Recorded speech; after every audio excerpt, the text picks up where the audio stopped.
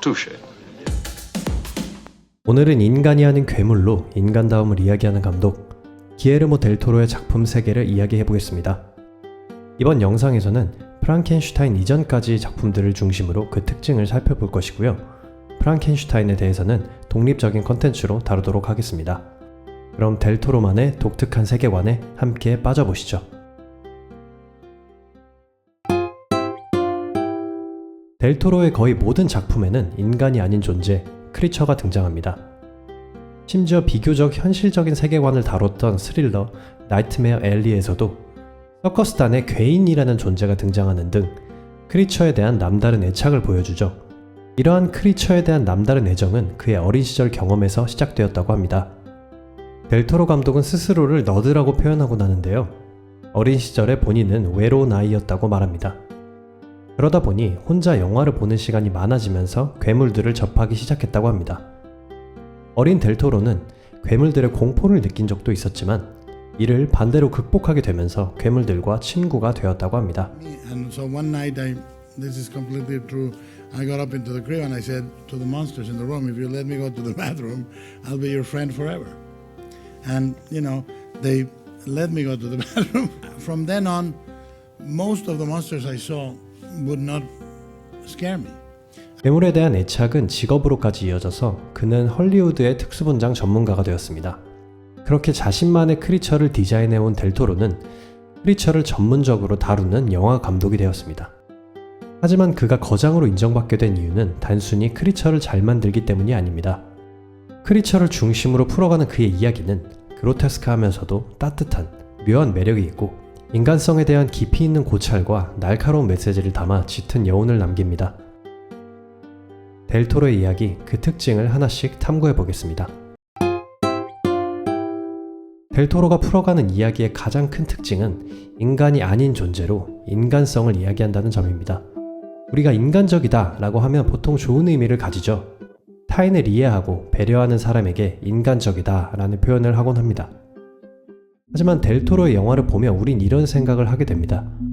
인간은 정말 인간적일까요? 그의 초기 영화인 헬보이를 보겠습니다. 주인공 헬보이는 말 그대로 지옥에서 온 괴물입니다. 본인의 의지와는 상관없이 인간 세계로 떨어지게 되었죠. 하지만 지옥에서 온 괴물이라는 무시무시한 타이틀과는 달리 그는 인간을 위해 악한 괴물들을 처리하는 역할을 합니다. 하지만 자신을 경계하고 배척하는 사람들 때문에 정작 본인은 인간을 피해 숨어 사는 고통을 겪고 있죠. 또한 헬보이는 사랑하는 여자인 리즈에게 오랜 시간 변치 않는 순애를 보여주는 캐릭터입니다. 반면 전쟁에서 이기기 위한 욕심으로 흑마술사를 이용해 지옥의 문을 연 것은 인간인 나치 세력이었고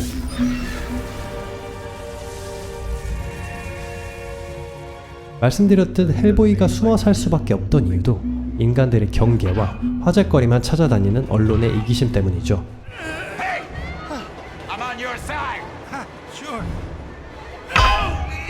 여기서 과연 누가 인간적인 존재일까요? 델 토로에게 오스카를 안겨준 작품 쉐이프 오브 워터에서도 이러한 대비가 드러납니다. 빌런인 스트링랜드는 국가를 위하는 척하지만 사실 본인의 성공을 위해 약한 존재들에게 강압과 폭력을 일삼는 인물입니다. 극중 크리처에게 폭력을 행사하는 것은 기본이고 평소 직원 여성들에게 일관적으로 강압적인 태도를 보이며 말 못하는 주인공인 일라이자는 성적 대상으로 취급하기도 합니다. 반면 크리처는 인간의 말을 못하지만 언어장애를 가진 주인공과 더 깊이 있는 교감을 하는 모습을 보여줍니다. 특히 그는 상대방의 고통을 이해하는 능력이 뛰어난 것으로 묘사되고 직접 상처를 치유할 수 있는 능력도 가지고 있습니다. Oh, look at my arm. The wound. It's like it wasn't ever there. Look at that. 여기서 더 인간적인 존재는 누구일까요? 델 토로는 이렇게 이야기합니다. 저는 우리 삶에서 진짜 괴물은 인간이라는 생각을 아주 좋아합니다. 늘 그랬죠. 델 토로는 이렇게 인간이 진정한 괴물일 수 있다는 관점을 꾸준히 언급하고 작품을 통해 드러내왔습니다. 우리 인간은 스스로의 도덕성을 과도하게 자신하면서 인간적이다라는 말을 굉장히 좋은 의미로 사용하고 있는데요. 하지만 인류가 역사에서 자행해온 끔찍한 폭력을 생각해보면 그 어떤 동물들과 비교할 수 없을 정도로 인간이 가장 비인간적이라고 할 수도 있겠죠. 델토로의 영화는 그러한 역사를 영화 속 빌런에게 투영하고 오히려 괴물들이 인간적인 모습을 보여주면서 우리 스스로를 돌아보게 하는 독특한 구조를 가지고 있습니다. 델토로의 영화에는 언제나 외롭고 상처받은 영혼들이 등장합니다. 그의 대표작 중 하나인 영화 파네미로에서 주인공인 오피리아는 세상에서 완전히 고립된 인물이죠. 극중 배경은 내전이 벌어지고 있는 스페인 지역으로 군부가 지배하고 있는 마을입니다. 당연히 남성 중심적인 구조로 이루어져 있겠죠. 그리고 빌런인 비달은 그 중에서도 엄청나게 고압적이고 폭력적인 남성입니다. 주변의 여성을 모두 자신의 시종으로 생각하고 심지어 본인의 아내마저 아들을 낳기 위한 도구로 보는 듯하죠. Escúcheme bien. Si tiene que escoger, salve al niño. Ese niño llevará mi nombre y el nombre de mi padre. Sálvelo a él. 이런 시대에 이런 남자에게 의붓달로 들어간 오피리아는 여성으로서 그리고 어린아이로서 항상 외롭고 고립된 처지일 수밖에 없습니다. 오피리아가 숲속의 요정들과 대화하게 된 것도 어찌 보면 외로운 이 아이가 이야기할 수 있는 유일한 존재였기 때문이겠죠. 쉐이프 오브 워터 역시 상처받은 존재들이 주인공입니다. 주인공 일라이자는 언어장애가 있는 여성이며 부모에게 버려져 가족이 없이 살고 있죠. 옆집의 건더슨과 동료인 젤다 한 명을 제외하고는 대부분의 사람들과 소통에 어려움을 겪고 있습니다. 또 한 명의 주인공인 크리처는 아마존에 사는 생명체인데 자신의 의지와 상관없이 인간에게 잡혀와서 고통을 받고 있는 존재입니다. 단지 신비한 힘을 가졌다는 이유로 냉전 시대에 힘을 추구하던 미국의 연구 대상이 된 것입니다. Well, the Soviets want it. You know that much. Those cockeyed bastards. 이렇게 주인공들이 불행한 면을 가지고 있지만 델토로는 염세적인 시선으로 비극적인 결말을 추구하는 감독이 아닙니다. 어떠한 방식으로든 상처받은 이들을 구원의 길로 이끌어주죠. 상처받은 영혼들이 서로를 구원하는 관계가 되기도 하며 초월적인 존재가 나타나 상처받은 영혼을 직접 구원해주기도 합니다.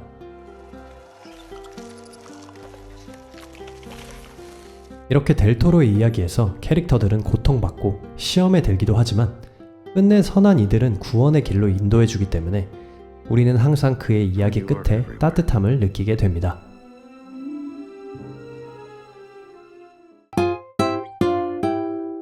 델토로는 늘 명확한 역사적 배경 위에 이야기를 쌓아 올립니다. 헬보이는 2차 대전 후반 나치에 의해 소환된 괴물이고 파네미로는 스페인 내전, 쉐이프 오브 워터는 냉전 시대 미국을 배경으로 하고 있으며 You know, we let them send a dog up into space, and we get a good laugh. 피노키오는 무솔리니의 파시즘 시대를 배경으로 하고 있죠. 그리고 그가 다루는 역사의 순간은 늘 전쟁, 냉전 등 인류의 어두운 역사입니다. 이러한 명확한 역사적 배경은 그의 영화에서 크게 두 가지 기능을 하는 것으로 보입니다. 첫 번째는 그 상처를 직간접적으로 겪은 우리가 깊게 공감할 수 있다는 것입니다. 이 시대를 직접 살았던 사람들이나 역사를 전해드는 후손들 또는 다른 나라에 있더라도 그와 유사한 전쟁이나 폭력을 겪은 사람들이라면 이야기 속 주인공들이 받는 상처가 너무나 공감될 겁니다.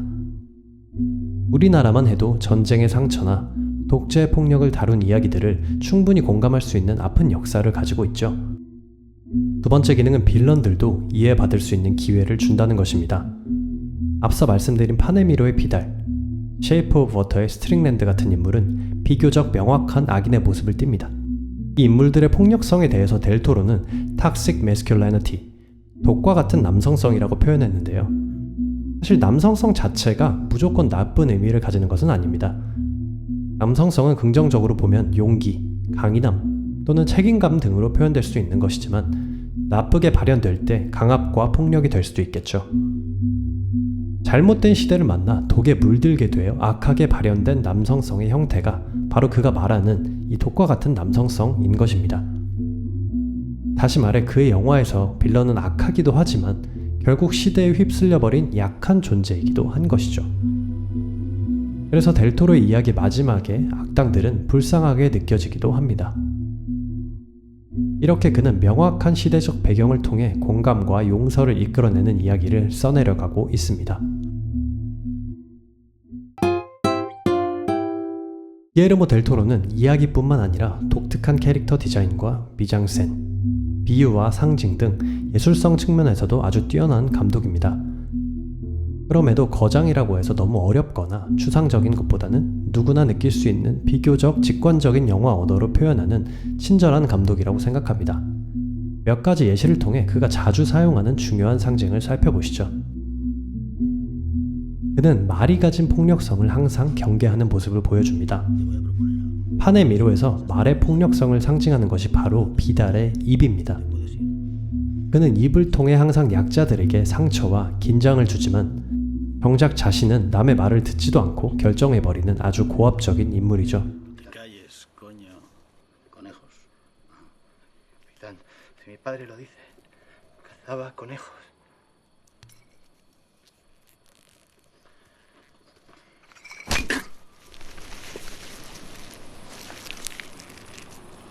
그래서 메르세데스가 비달과의 싸움에서 그의 입을 찢은 것은 그 권력에 상처를 내었다는 명확한 상징이죠.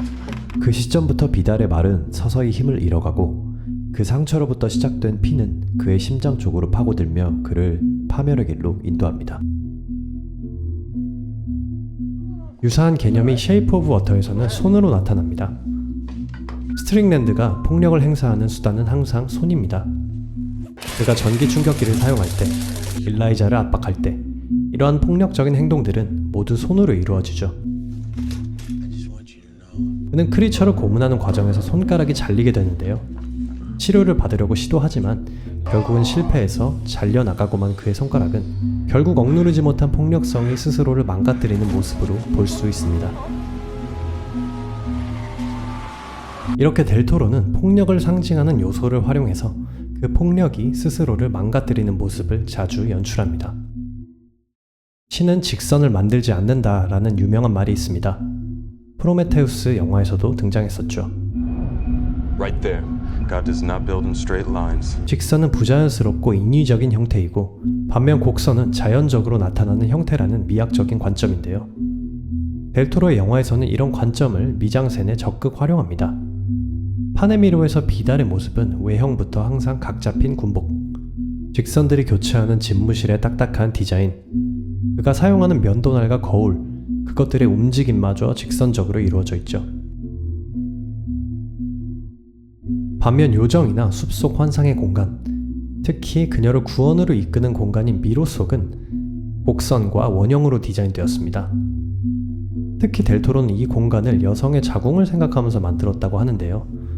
앞서 말씀드렸던 비달의 남성성과 대비되는 여성성, 조금 더 구체적으로는 모성의 공간을 표현한 것이죠. 쉐이프 오브 워터에서의 스트링랜드도 비달과 유사한 직선적인 특징을 가지며 사랑과 이해를 상징하는 일라이자와 크리처의 사물 또는 공간은 유독 곡선이나 원이 많이 등장합니다. 하지만 쉐이프 오브 워터에서는 무엇보다 물의 상징이 가장 중요하겠죠. 물은 주인공인 크리처를 살게 하는 것이기도 하고 일라이자와의 교감의 매개체인 계란을 만들어주는 것이기도 하고 둘이 사랑을 나누는 공간이기도 합니다. 무엇보다 물은 형태가 일정하지 않은 유체입니다. 즉 제목인 Shape of Water는 정해지지 않은 사랑하는 사람들이 가진 각자의 고유한 모양을 의미하는 것으로 볼 수 있겠죠. 영화에는 그 의미에 맞게 동성애자인 건더슨과 다른 생명체와 사랑을 나누는 주인공이 등장합니다. 이러한 다양한 형태의 사랑을 다 포용할 수 있는 상징으로서 물을 사용한 것이죠. 반면 스트링랜드는 건조함을 상징하는 인물입니다. 그에게 물은 항상 닦아내야 할 것에 불과하죠. Mr. Strickland. Sally, could you call Miss Esposito to clean up a spill? 이렇게 메마른 영혼을 가졌기 때문에 그에게 물은 부패를 유발하는 부정적인 기능만 작용하게 됩니다. Can you smell that? I mean, I think it's your fingers. They're black. 결국 그의 손을 썩게 하고 그를 파멸시키게 되죠. 이렇게 델토로는 중요한 관념들을 뚜렷한 상징으로 표현하기 때문에 미학적으로도 메시지로서도 훌륭한 평가를 받지 않나 생각하게 됩니다. 기에르모 델토로의 대표작들로 그의 특징을 이야기해보았습니다.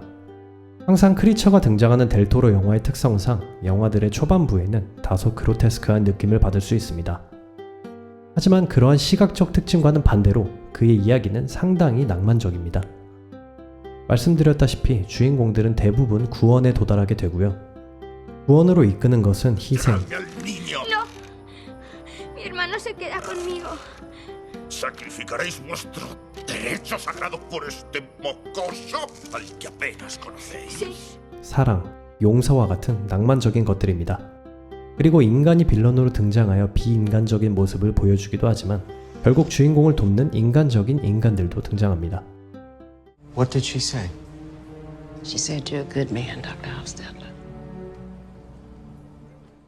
이렇게 델토로는 휴머니즘이 항상 승리하는 결말을 보여주면서 우리에게 따뜻한 희망을 선사하는 감독입니다. 세상이 당신을 고립시켜 외로움을 느끼고 계신가요? 타인에게 상처를 받아 힘든 날을 보내고 계신가요?